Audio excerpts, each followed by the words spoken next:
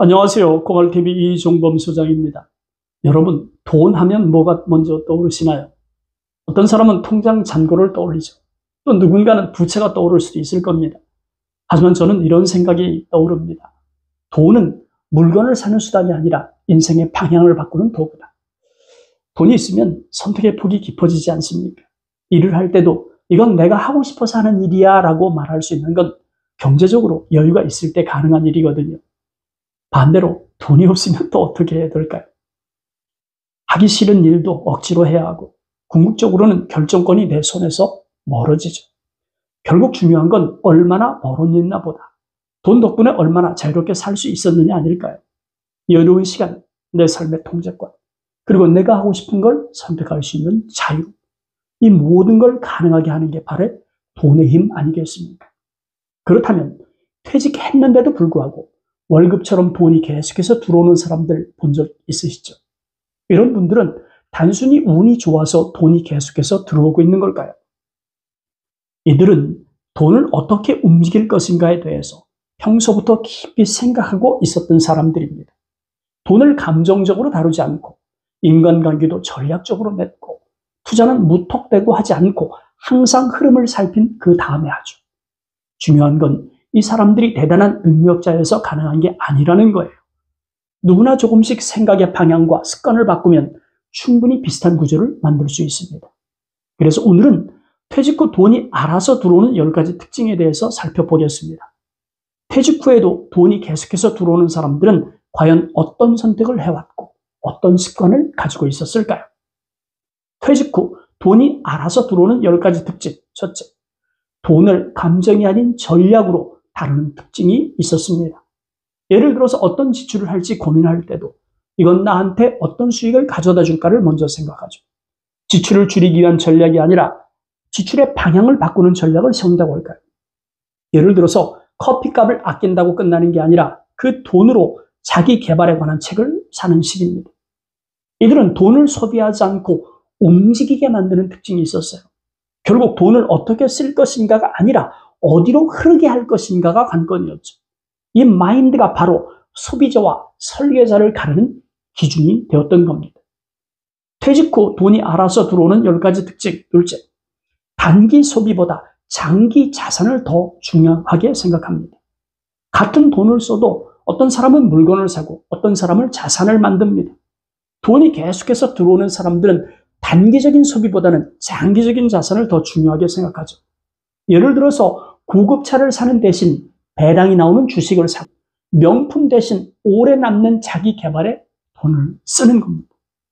이들은 지금 당장의 만족보다 앞으로도 나에게 돈을 벌어줄 자산인가를 따지죠. 그렇다고 무조건 참고 억제하라는 말은 아닙니다.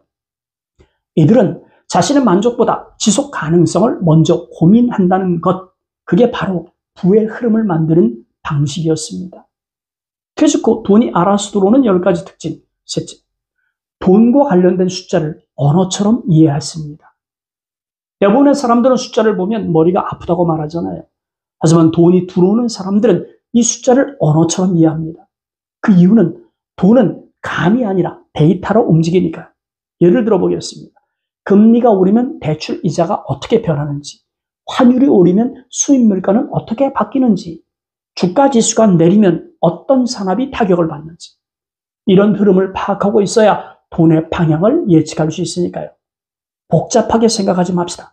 하루 5분이라도 경제기사 한 꼭지를 읽고 관련 숫자 하나만 체크해보는 습관. 그게 결국은 금전 감각을 키우는 시작이라고 할 수 있으니까요. 퇴직 후 돈이 알아서 들어오는 10가지 특징. 넷째, 일하지 않아도 돈이 들어오는 자동 수익 시스템을 구축하는 거예요.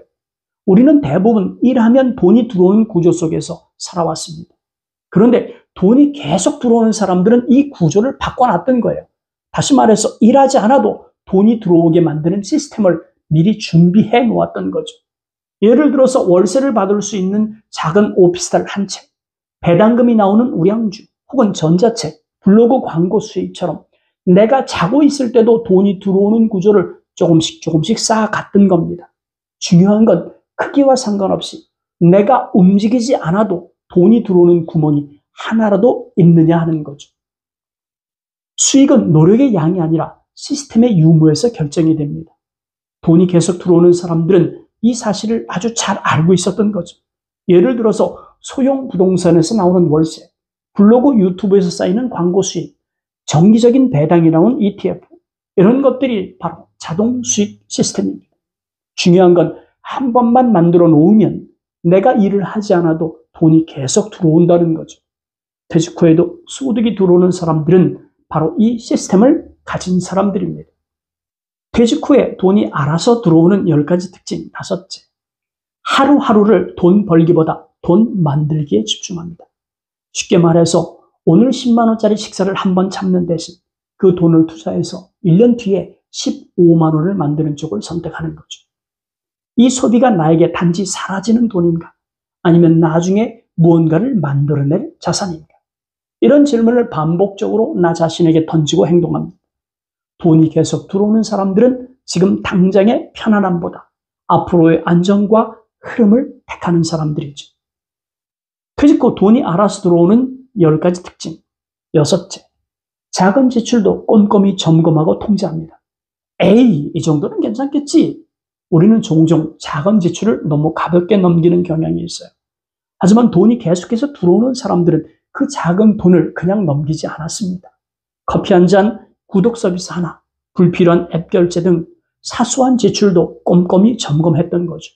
그리고 가계부나 소비 관리 앱을 통해서 어디에 그 돈을 왜 썼는지 기록하는 습관이 몸에 배어 있었습니다. 그게 돈의 흐름을 스스로 통제할 수 있는 힘이 되는 거죠. 큰 돈부터 아끼는 게 아니라 작은 돈을 지켜내는 사람이 결국은 부를 지키는 셈이 되었던 겁니다. 퇴직 후 돈이 알아서 들어오는 10가지 특징 7째. 수익을 운에 맡기지 않고 끊임없이 씨앗을 심었던 거죠. 취미로 만든 유튜브 영상 하나, 독서 후에 정리한 블로그 글 한 줄, 자신만의 경험을 전자책으로 만들어 판매하거나 오프라인 강의나 소규모 클래스를 개설하는 것이 아주 좋은 예죠.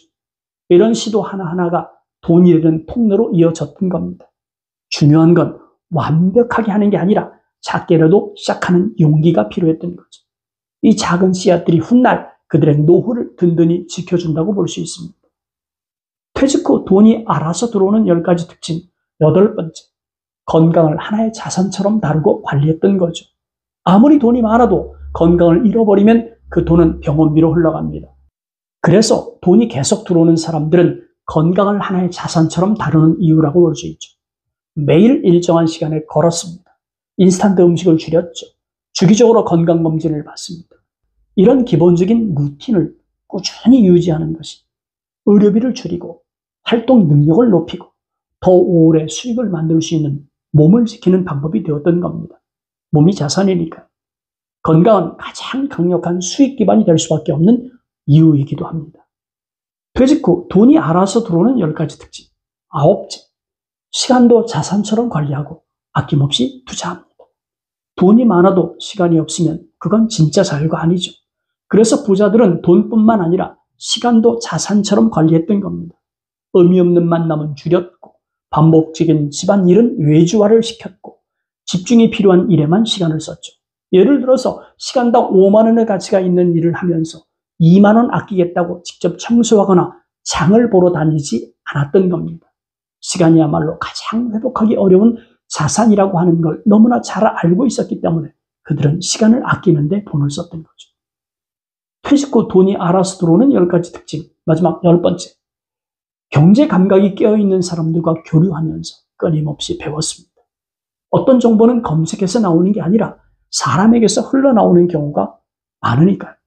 돈이 계속 들어오는 사람들은 경제 관련 스터디 모임에 참여했거나 부동산 카페나 투자 커뮤니티에서 활동합니다.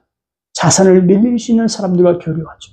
그 안에서 자연스럽게 좋은 정보, 투자 기회, 인사이트를 얻는 겁니다. 혼자만의 정보로는 한계가 있으니까요. 돈의 흐름을 알고 싶다면 돈이 흐르는 사람 옆에 있어야 한다는 사실을 알고 있었으니까요. 여기서 말하는 인맥은 단순한 친분이 아니었어요. 경제적인 가치를 함께 나눌 수 있는 사람들, 즉 서로 성장할 수 있는 연결을 말하는 겁니다. 서로 정보를 주고받고 함께 공부하고 조언을 아끼지 않는 관계. 이런 네트워크 안에 있으면 위기 상황에도 기회가 생기고 혼자로는 불가능했던 일들이 가능해지죠. 지금처럼 변화가 빠른 시대엔 어제 알았던 지식이 오늘은 낡은 정보가 되기 쉽습니다. 그래서 돈이 끊기지 않는 사람들은 최신 경제 트렌드를 공부하고 기술과 투자에 대해서 꾸준히 배우고 익히는 것을 멈추지 않죠. 그 이유는 배움이 멈추면 수익도 멈춘다고 생각하기 때문입니다. 그러므로 이건 선택이 아니라 생존 전략이라고 볼 수 있어요. 나는 공부랑은 안 맞아. 그런 말 이제 통하지 않아요. 세상이 너무 빨리 바뀌고 있으니까요. 디지털 자산, AI 기술, 세금 제도의 변화, 연금 시스템 개혁 등 모르고 있으면 기회를 놓치고 당하기도 쉽습니다. 하루 10분이라도 꾸준히 경제 공부하는 습관이 지갑을 지키는 가장 확실한 방패라는 걸 잊지 맙시다. 퇴직 후에도 돈이 계속 들어오는 사람들은 실패를 손실이 아니라 학습 비용이라고 생각하는 경향이 있었어요. 그러므로 실패하고 나면 왜 실패했는지 철저히 분석해 자신의 감정은 내려놓고 실패로 배운 것을 다음에 시도할 때 반영했습니다. 이들의 강점은 완벽해서가 아니라 실패 이후에 다시 일어나는 속도가 빠르다는 특징이 있었죠. 실패는 누구나 겪습니다. 하지만 실패해서 끝나는 사람이 있고 회복해내는 사람이 있죠. 돈이 끊기지 않는 사람은 실패를 복귀하고 다시 전략을 세우고 끝내 수익으로 전환합니다. 넘어졌다면 그냥 아파하지 말고 어떻게 회수할 것인가를 골몰한다고 할까요? 배우면 시도하게 되고 시도하면 실패할 수 있고 실패하면 또 배우게 됩니다. 결국은 이 과정을 계속 반복하는 사람이 지속 가능한 수익 구조를 만드는 사람들이죠. 그 시도 하나가 노후를 바꾸는 결과를 만듭니다. 퇴직해도 돈 걱정 없는 사람들. 그들의 특징은 사실 특별한 게 아니었어요. 습관과 사고방식, 그리고 작은 실천의 차이였죠. 지금부터 하나만이라도 실천해 봅시다. 오늘 심은 변화의 씨앗이 미래를 지키는 든든한 나무가 될 테니까요. 함께 해주셔서 감사합니다. 다음 시간에 뵙겠습니다.